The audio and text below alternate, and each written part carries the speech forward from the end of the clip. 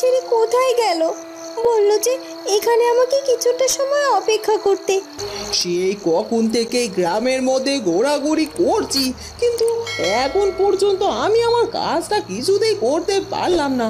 এই গ্রামের প্রত্যেকটা মানুষ অনেক বেশি সাবধান হয়ে গেছে, আর তাই তো কিছুতেই আমার কাজটা আমি সেরে উঠতে পারছি না। ফুলপুরি, তুই এখন সাধনা করছিস আর আগামী কাল সন্ধ্যা পর্যন্ত একইভাবে ধ্যান সাধনা করে যাবি। কোনোভাবেই এর মধ্যে ধ্যান সাধনা ভঙ্গ করবি না। আর হ্যাঁ, আমাকে এখন এখান থেকে চলে যেতে হবে, অনেকটা রাত হয়েছে।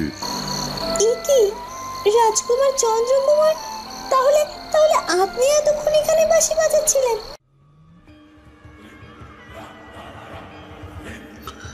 কি হলো সুমন? একটা দিন তো তোমার বিফলে চলে গেল। মাত্র 4টি বাচ্চাকে জোগাড় করা হয়েছে, কিন্তু গত রাতে তো পঞ্চম দিন পার হয়ে গেছে, কিন্তু বাচ্চার সংখ্যা 4টি রয়ে গেছে। এভাবে হলে তো তুমি তোমার সফলতা অর্জন করতে পারবে না। সত্যি বলতে আমি তো এটা নিয়ে বড্ড চিন্তায় আছি। এমনটা তো হওয়ার কথা ছিল না। কাল তো আমার কাছে একটি বাচ্চাকে নিয়ে যাওয়ার কথা ছিল, কিন্তু কেন দিল না সেটাই তো বুঝতে পারছি না। তবে আপনি চিন্তা করবেন না, কালকে একটিবার জোগাড় করতে পারিনি তো কি হয়েছে, আজকে আমি একসাথে 2টো বাচ্চাকে জোগাড় করে নিয়ে আসব। যদি সেটা আনতে পারো তাহলে তো খুব ভালো কথা, কারণ একটি বাচ্চার জোগাড় করা এত কঠিন ব্যাপার, সেখানে 2টি বাচ্চা কিভাবে জোগাড় করবে? আর তাছাড়া তোমাকে এখনো আরো 6টি বাচ্চা জোগাড় করতে হবে, তারপর তুমি সেই মহাযজ্ঞ করতে পারবে। আর ওদেরকে বলে দিয়ে তুমি তোমার যজ্ঞ সম্পূর্ণ করতে পারো, তবে তুমি পরিপূর্ণ সিদ্ধি লাভ করতে পারবে। আপনি চিন্তা করবেন না, আমি সময় মতো সবকিছু করে ফেলবো তান্ত্রিক বাবা। ঠিক আছে, তাহলে আর একটু দেরি না করে আমাকে আবার ধ্যান সাধনায় বসতে হবে। এরপর তান্ত্রিক তার চোখ বন্ধ করে ধ্যান সাধনা করতে থাকে, কিন্তু হঠাৎ করে সে সাথে সাথে তার ধ্যান আবার ভঙ্গ করে ফেলে। সুমন, সর্বনাশ হয়ে গেছে, সর্বনাশ হয়ে গেছে সুমন।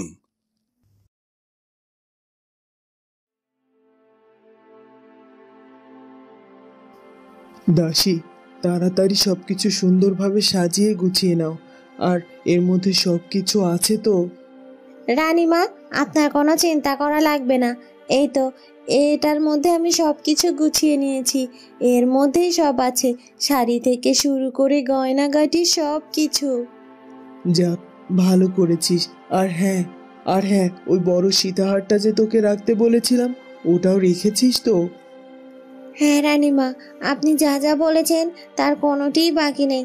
এই সব কিছু এর মধ্যে আছে, এখন শুধু যুবরানীকে এগুলো দিতে হবে। হ্যাঁ, ফুলকুমারী এই রাজ্যের রাজবধূ, আর তাই তো আমি ওকে সবসময় সুন্দরভাবে সাজিয়ে রাখবো। ওকে সাজিয়ে গুছিয়ে যদি না রাখি তাহলে কি চলে বল? যাই হোক, এখন আর এত কথা না বলে চল ফুলকুমারীর কাছে গিয়ে এগুলো দিয়ে আসি, আর ওকে সব কিছু পরিধান করতে বলি। হ্যাঁ হ্যাঁ রানীমা, চলুন চলুন। গিন্নি, ও গিন্নি, গিন্নি, আমি একটু গ্রামের ভিতরে যাচ্ছি গো। গ্রামের সকলকে নিয়ে আমাকে বসতে হবে গো। গ্রাম থেকে নাকি একটা একটা বাচ্চা হারিয়ে যাচ্ছে।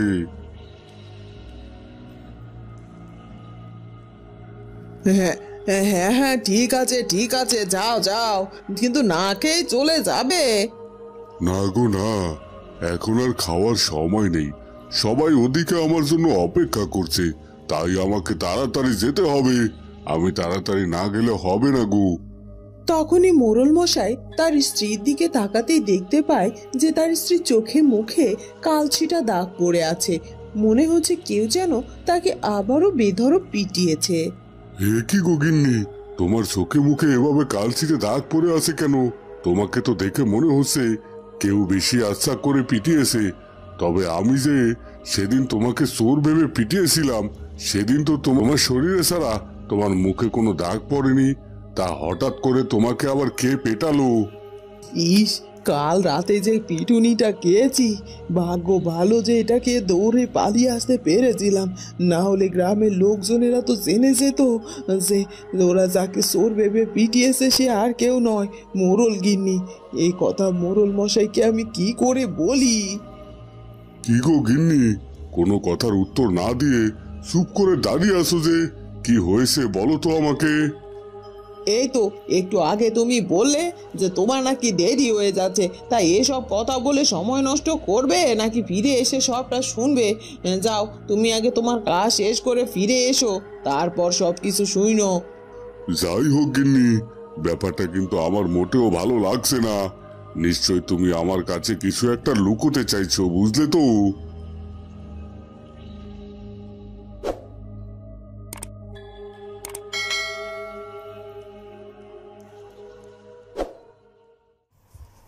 ওদিকে ফুলকুমারী এবং রাজকুমার চন্দ্রকুমার আবার এক হয়ে সুন্দর সময় কাটাতে থাকে।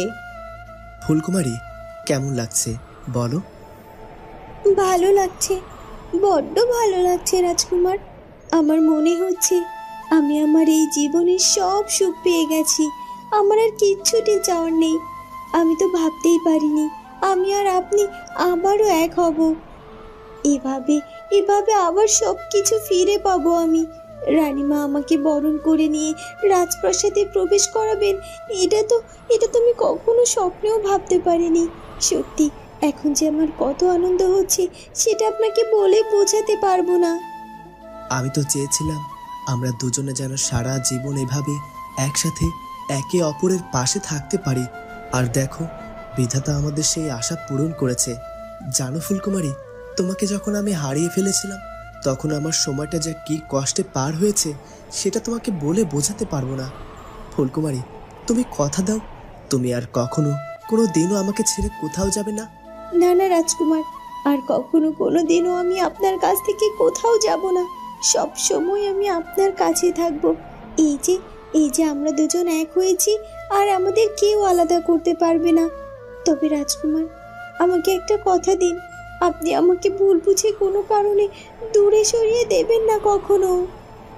হ্যাঁ হ্যাঁ ফুলকুমারী, আমি তোমাকে কথা দিচ্ছি, আমি তোমাকে কখনো কোনো দিনও ভুল বুঝে দূরে সরিয়ে দেব না।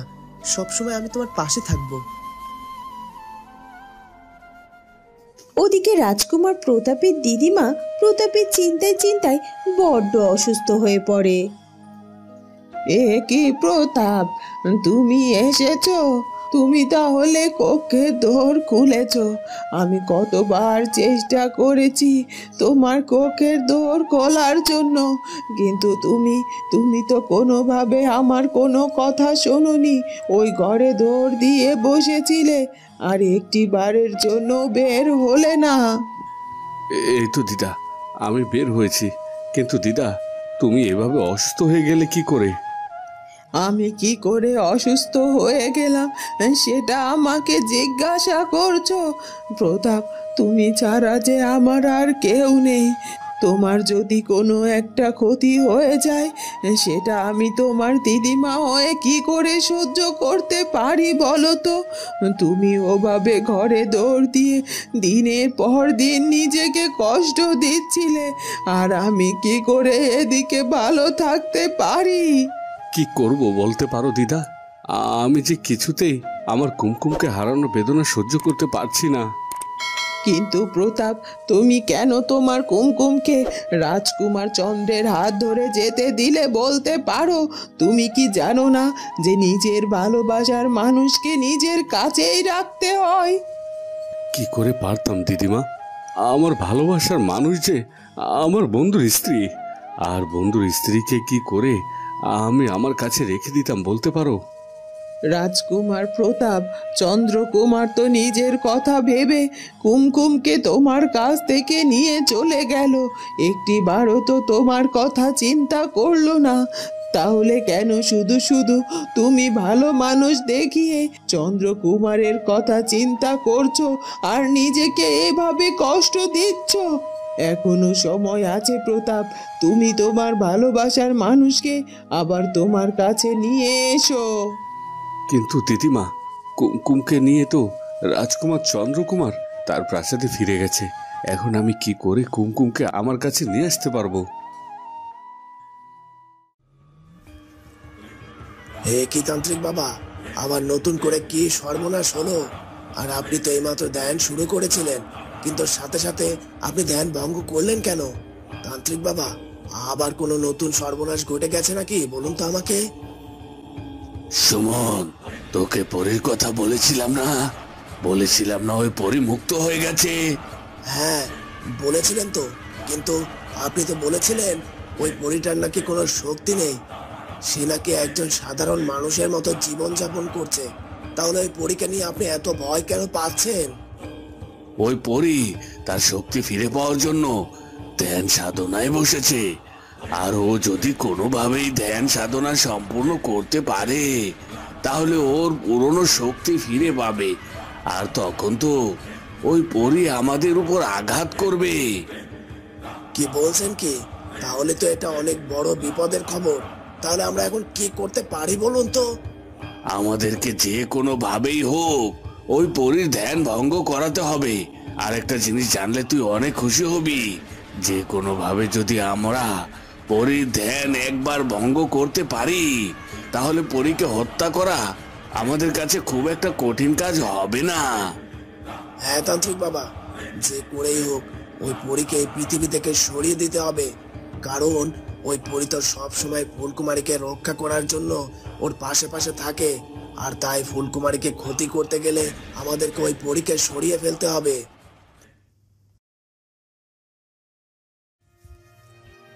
সবই তো শুনলেন, এখন বলুন আমরা কি করব মহারাজ? এইসব কি বলছো কি? তোমাদের কথা শুনে তো আমার বড্ড চিন্তা হচ্ছে। রাজ্য থেকে চারটে বাচ্চা এভাবে গায়েব হয়ে গেল, আর কেউ কিচ্ছুটি বুঝতে পারলো না। আমি তো ভেবেছিলাম এই ব্যাপার একটা সাধারণ ব্যাপার, একটা দুটো বাচ্চার ব্যাপার, যে কোনো ভাবে নিখোঁজ হতেই পারে। কিন্তু দিনের পর দিন যদি এভাবে বাচ্চা নিখোঁজ হতে থাকে, তাহলে তো একটা বড় একটা সমস্যা হয়ে যাবে।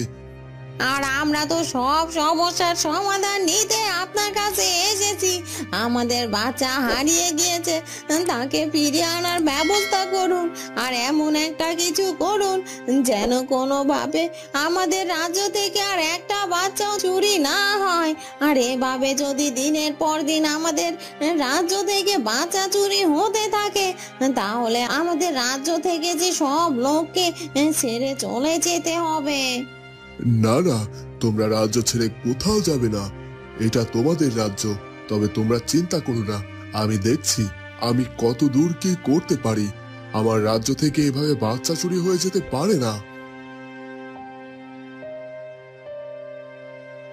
তোমরা দুজনে এখানে, আর আমি তোমাদের দুজনকে পুরো রাজপ্রাসাদ খুঁজে বেড়াচ্ছি। ফুলকুমারী, এসো, তোমার কক্ষে এসো। এ কি মা, তুমি আবার ফুলকুমারীকে নিয়ে কোথায় যাচ্ছ বলো তো? বাবা, বউকে যেন চোখের আড়াল করতেই চাইছো না রাজকুমার চন্দ্রকুমার। তবে তুমি চিন্তা করো না, ফুলকুমারীকে আমি দূরে কোথাও নিয়ে যাচ্ছি না, ওকে নিয়ে তোমার কক্ষেই যাচ্ছি। আসলে ফুলকুমারী এই রাজ্যের রাজবধূ, ও যে পোশাক পরে আছে এই পোশাক ওকে মানায় না। তাই আমি ফুলকুমারীর জন্য সুন্দর পোশাক এবং গহনা এনেছি। তবে আর তোমাদের কক্ষে না পেয়ে ভাবলাম তোমরা হয়তো এখানে আছো, তাই এখানে চলে এলাম ফুলকুমারীকে ডাকতে। ও আচ্ছা, তাই বলো। ঠিক আছে, যাও, ওকে নিয়ে যাও। আর তুমি ওকে এমন ভাবে সাজিও যেন ওর দিক থেকে আমি চোখ ফেরাতে না পারি। আমাদের ফুলকুমারী এতটাই সুন্দর যে তাকে সাজানোর কোনো দরকারই পড়ে না। যে তার দিকে একবার তাকাবে সে যে তার দিক থেকে কিছুতেই চোখ ফেরাতে পারবে না। চলো ফুলকুমারী, চলো। এরপর রানীমা ফুলকুমারীকে নিজের হাতে যত্ন করে যুবরানীর বেশে সাজিয়ে তোলে। বাহ ফুলকুমারী, তোমাকে তো বড্ড সুন্দর লাগছে। এবার মনে হচ্ছে এই রাজ পরিবারের যোগ্য রাজবধূ তুমি। আর তোমার জন্য আমার এই পুরো রাজপ্রাসাদ আলোকিত হয়ে থাকবে। আর আমার রাজকুমার চন্দ্র তো তোমার দিকে যদি একবার তাকায় তাহলে তোর চোখ ফেরাতেই পারবে না। রানী এই কথা বলতেই ফুলকুমারীর চোখ থেকে জল গড়িয়ে আসে। এ কি ফুলকুমারী, তুমি কাঁদছো কেন মা? আমি কি নিজের অজান্তে তোমাকে কষ্ট দিয়ে ফেললাম? না না রানীমা, আমার চোখে আমার চোখে থেকে যে জল গড়িয়ে পড়েছে, এই জল যে কষ্টের জল নয়, এটা হলো সুখের জল। আমি এর আগে কখনো কোনো দিনও এত সুখ পাইনি। আমার বাবা মা তো আমার জন্মের সময়ই মারা গেছে। কোনোদিনও তো বাবা মায়ের আদর ভালোবাসা বুঝিনি। আজ আপনার আদর ভালোবাসা আমার কাছে যে বড্ড বড্ড মধুর লাগছে। ফুলকুমারী, কে বলেছে তোমার বাবা মা নেই? এই যে মহারাজ, মহারাজ তোমার নিজের বাবা, আর আমি তোমার নিজের মা। তাই বলছি, আর কখনো এটা বলবে না যে তোমার বাবা মানে, আর কখনো দুঃখও করবে না, কারণ তুমি দুঃখ পেলে রাজকুমার দুঃখ পাবে, আর আমি চাই না তোমাদের দুজনের আর কেউ কখনো কোনো দুঃখ পাও। তাই সবসময় তুমি হাসি মুখে থাকবে, কেমন? এরপর কেটে যায় আরো একটা দিন। ওদিকে ফুলপরি ধ্যান সাধনা করতে থাকে, কিন্তু তখনই সেখানে সে তান্ত্রিক এসে হাজির হয়। এই তো আমি সঠিক জায়গায় এসেছি। আর আমি আমার সামনে দেখতে পাচ্ছি যে ফুলপরি মনের আনন্দে এখানে ধ্যান সাধনা করছে। কিন্তু ফুলপরি, আমি যখন এখানে একবার এসে পড়েছি, তুমি তো কিছুতেই তোমার ধ্যান সাধনা সম্পূর্ণ করতে পারবে না। আমি এক্ষুনি তোমার ধ্যান সাধনা ভঙ্গ করব, আর তোমাকে চিরকালের মতো হত্যা করে ফেলবো। এই কথা বলে তান্ত্রিক তার শক্তি প্রয়োগ করে ফুলপরীকে হত্যা করার উদ্দেশ্যে, কিন্তু তান্ত্রিকের সেই শক্তি ফুলপরীর কাছ পর্যন্ত না যেতেই অদৃশ্য হয়ে যায়, কারণ সাধু বাবার দাগ কেটে দেওয়া সেই গণ্ডির ওপারে তান্ত্রিকের শক্তি পৌঁছতে পারে না। এটা কি হলো? আমার শক্তি এভাবে অদৃশ্য হয়ে গেল কি করে? আর ওই পরীর শরীরে তো স্পর্শ করলো না, কিন্তু কেন? তখনই তান্ত্রিক নিচে তাকাতেই দেখতে পায় যে ফুলপরীর চারপাশে একটি গণ্ডি কাটা আছে। ও আচ্ছা, তাহলে এই কারণে আমার শক্তি ফুলপরীর শরীর স্পর্শ করতে পারেনি। কিন্তু ফুলপরী, তুই যতই চালাকি করে গণ্ডি কেটে সেই গণ্ডির মধ্যে বসে থাকো না কেন, আমি ছলনা করে তোমার এই গণ্ডির ভেতর থেকে বাইরে বের করে আনবো, আর তোমাকে মুহূর্তের মধ্যেই শেষ করে দেব। এই যে ফুলপরি, এক্ষুনি তোর ধ্যান ভঙ্গ কর, না হলে কিন্তু এই যে আমি তোর সামনে এসে হাজির হয়েছি, একটি বারের জন্য চোখ খুলে তাকা, না হলে তুই অনেক বড় বিপদে পড়ে যাবি।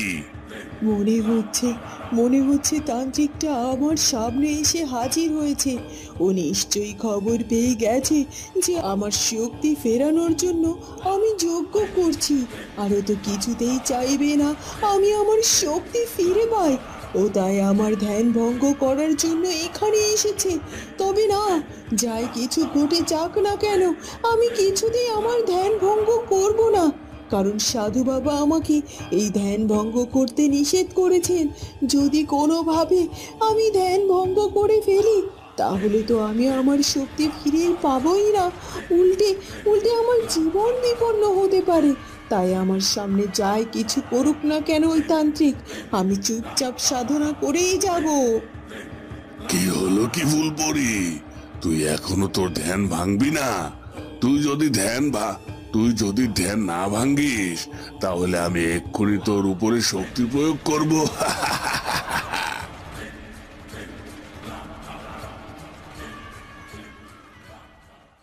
ওদিকে রাজামশাই তার প্রজাদেরকে দিয়ে রাজ্যের বাচ্চাদের সব জায়গায় খুঁজেও তাদের কোনো খোঁজ মেলাতে পারে না।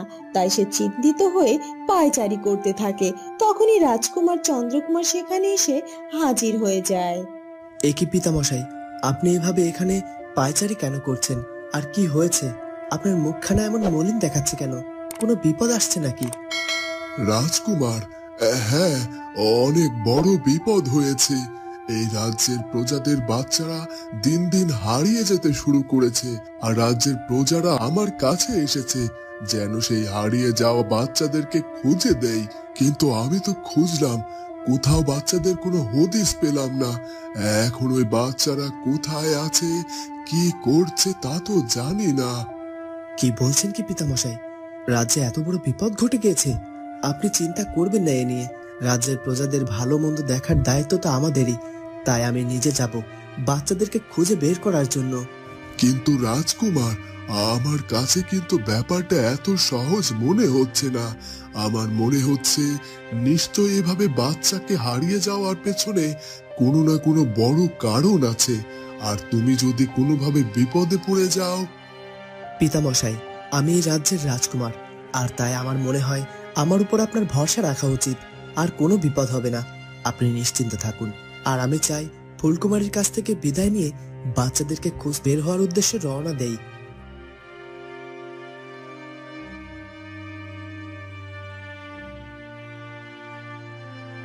এসব এসব আপনি কি বলছেন কি রাজকুমার? আপনি নিজে যাবেন ওই বাচ্চাদেরকে খুঁজতে? কিন্তু রাজকুমার, আমার তো এখন বড্ড ভয় করছে। যদি যদি আপনি কোনো বিপদে পড়ে যান। বন্ধুরা, কি হতে চলেছে এরপর সেটা জানবো আমরা ফুলকুমারী গল্পের পরবর্তী পর্বে। আর আমাদের আজকের পর্বটি ভালো লাগলে অবশ্যই আমাদের চ্যানেলটিকে সাবস্ক্রাইব করে দিও। দেখা হবে নতুন পর্বে। ধন্যবাদ।